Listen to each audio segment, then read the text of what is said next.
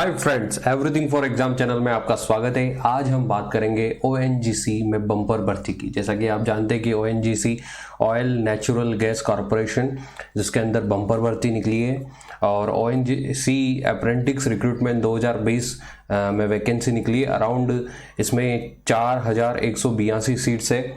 मतलब मेरे तरफ से ये बहुत ही बम्पर भर्ती है और ये आईटीआई डिप्लोमा और ग्रेजुएशन के लिए मौका है, जिसमें आईटीआई के लिए ज़्यादा सीट्स यहाँ पर निकली है। तो ये आईटीआई के लिए एक बम्पर भर्ती है। तो नोटिफिकेशन आउट हो चुका है और इसकी सारी डिटेल्स हमारे पास है। तो हम इस प्रेजेंटेशन में आपको सारी डिटेल्स बताएंगे कि क्या क्या एलिजिबिलिटी, क्वालिफिकेशन वगैरह और भी exam date, registration form date जो भी है वो सब हम आपको इसमें बताएंगे। सो प्लीज अंत तक बने रहिए।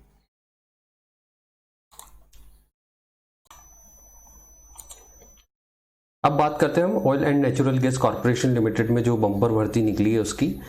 ये नोटिफिकेशन है आपके सामने। ये नोटिफिकेशन निकला है 29 जुलाई को और जो last date of receipt of application की रहेगी, रिसिप्ट एप्लीकेशन जो लास्ट डेट रहेगी वो रहेगी आपके सामने 17 अगस्त। सबसे पहले हम बात करते हैं कि जैसे कि आप जानते हैं कि इसमें लगभग बहुत बम्पर भर्ती निकली है और ये भर्ती लगभग 4182 सीटों पर है और ये अलग अलग सेक्टर में निकली है। तो इससे कहीं ना कहीं आपका कंपटीशन थोड़ा कम भी होता है। जैसे आप देख सकते हैं नॉर्थन सेक्टर में आता है देहरादून के अंदर आप देख सकते हैं अकाउंटेंट के लिए 20 सीट है, असिस्टेंट एचआर के लिए 20 सीट है, सेक्रेटरी असिस्टेंट के लिए 20 सीट है, computer operator and programmer assistant के लिए 30 सीट है, इलेक्ट्रॉनिक मैकेनिक के लिए 20 सीट है, फिटर के लिए 10 सीट है, लेबोरेटरी असिस्टेंट के लिए 20 सीट है, मैकेनिक डीजल के लिए 20 सीट है और refrigeration and air conditioning mechanic के लिए 20 सीट है। तो टोटल जो देहरादून में नॉर्थन सेक्टर के अंदर है वो 180 सीट है। ऐसे ही यही जो पोस्ट है, जॉब पोस्ट डेजिग्नेशन जो पोस्ट है वो दिल्ली ओएनजीसी के अंदर भी है और लगभग वहाँ पर जो सीट का रेशियो वो कम है।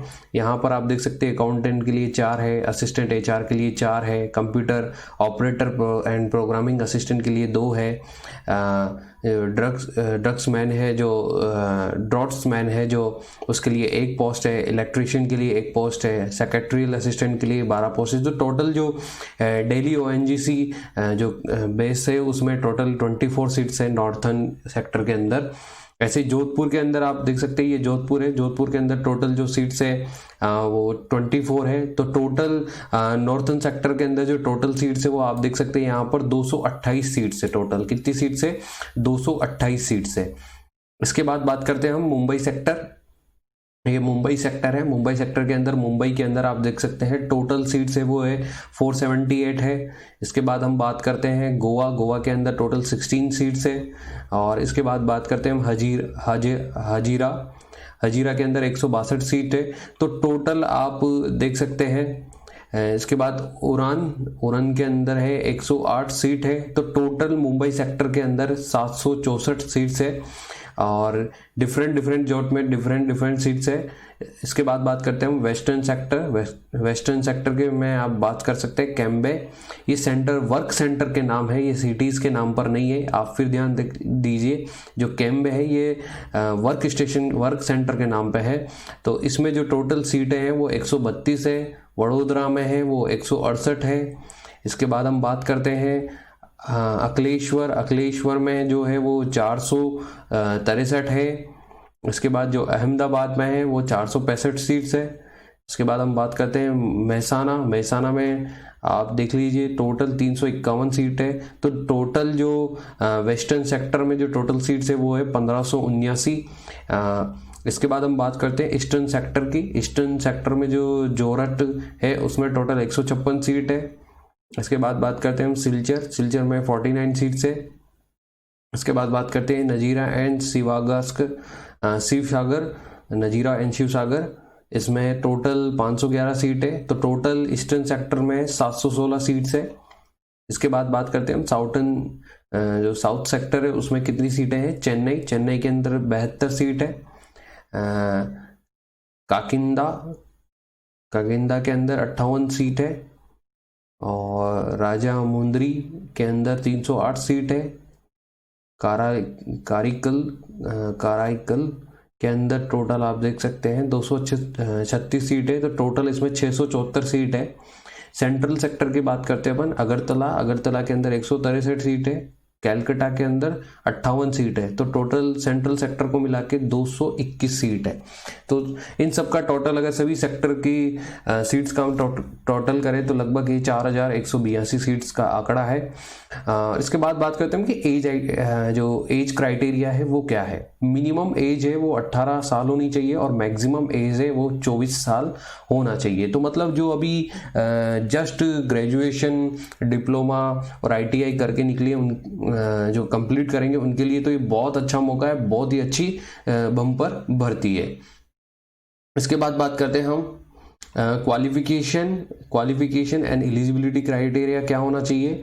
जो भी अकाउंटेंट के लिए अप्लाई करेगा उसके पास ग्रेजुएशन होना चाहिए, वो भी कॉमर्स में, और किसी भी government recognised institute and university से होना चाहिए। इसके बाद बात करते हैं हम कि असिस्टेंट ह्यूमन रिसोर्सेज के लिए जो अप्लाई करेगा उसके पास भी बैचलर डिग्री होना चाहिए, मतलब कि ग्रेजुएशन होना चाहिए। वो BA और BBA होगा तो भी चलेगा, BA भी होगा तब भी चलेगा उसके पास, और BBA होगा तब भी वो चलेगा। इसके बाद बात करते हैं हम सेक्रेटरियल असिस्टेंट। इसमें आपको ITI चाहिए, ITI ट्रेड्स, स्टेनोग्राफी, इंग्लिश और सेक्रेटरियल प्रैक्टिस चाहिए। इसके लिए computer operator and programming assistant के लिए ITI इन कोपा ट्रेड में चाहिए, और ड्राफ्ट्समैन जो है सिविल उसके लिए ITI चाहिए सिविल के अंदर। इलेक्ट्रिशियन के लिए इलेक्ट्रिकल में ITI, इलेक्ट्रॉनिक्स के लिए इलेक्ट्रॉनिक्स मैकेनिक में ITI, फिटर के लिए ITI चाहिए फिटर में। इंस्ट्रूमेंट मैकेनिक्स के लिए इंस्ट्रूमेंट मैकेनिक्स में ITI चाहिए। Information and communication technology system maintenance के लिए इंफॉर्मेशन एंड टेक्नोलॉजी के अंदर ITI चाहिए। इसी प्रकार लेबोरेटरी असिस्टेंट के लिए BSc भी चलेगा। इसके अलावा ITI इन लैब असिस्टेंट भी चलेगा। और इसके बाद बात करते हैं हम लाइब्रेरी असिस्टेंट के लिए ITI चाहिए इन लाइब्रेरी एंड इंफॉर्मेशन साइंस के अंदर। मैकेनिस्ट जो है ITI इन मैकेनिस्ट ट्रेड में चाहिए। मैकेनिकल मोटर व्हीकल के लिए ITI चाहिए, mechanical motor vehicle in trade में। और मैकेनिकल डीजल के लिए चाहिए ITI इन मैकेनिक डीजल ट्रेड में। इसी प्रकार refrigeration and air conditioning mechanic ITI चाहिए refrigeration and air conditioning mechanic trade के अंदर।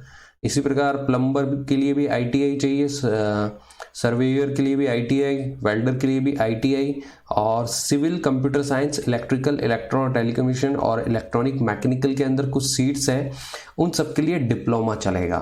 तो डिप्लोमा आपका क्वालिफिकेशन डिप्लोमा जो है वो किसी भी गवर्नमेंट रिकॉग्नाइज्ड इंस्टीट्यूट और यूनिवर्सिटी से होना चाहिए। तो कुल मिला के ये जो वैकेंसी है वो ITI, डिप्लोमा और ग्रेजुएशन के लिए, और ITI के लिए इसमें मैक्सिमम वैकेंसीज है।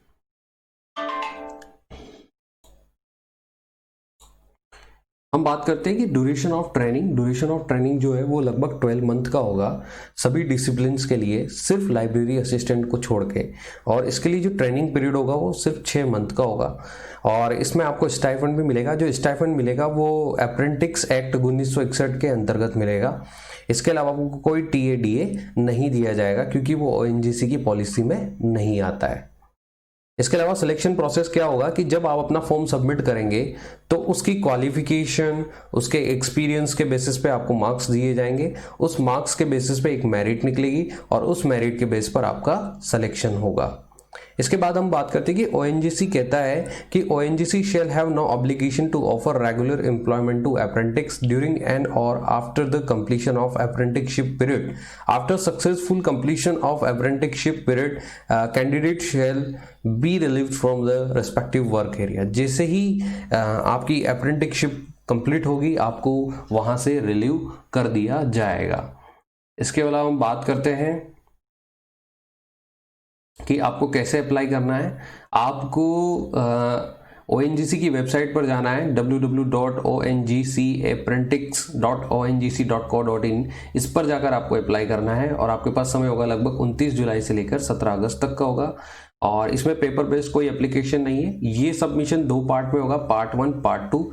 पार्ट 1 में आपको क्या करना है, आपको रजिस्ट्रेशन करना है जिसमें सिस्टम जनरेट करेगा खुद आपके लिए, एक लॉगिन और पासवर्ड आपके लिए जनरेट होगा। उससे आपको उसको लेकर पार्ट 2 पर जाना है जहां पर आपकी एजुकेशनल क्वालिफिकेशन, एक्सपीरियंस वगैरह आप भरेंगे। तो इस प्रकार पार्ट 1 और पार्ट 2 को मिलाकर आपका पूरा फॉर्म सबमिट होगा।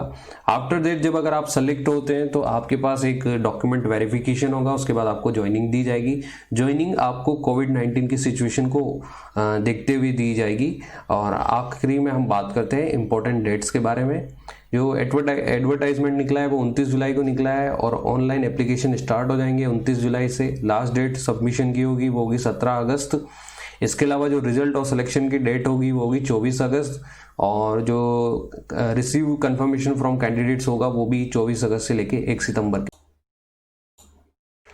सो फ्रेंड्स, इस PDF नोटिफिकेशन को हम हमारे कमेंट बॉक्स में भी डाल देंगे तो आप वहाँ से डाउनलोड कर सकते हैं।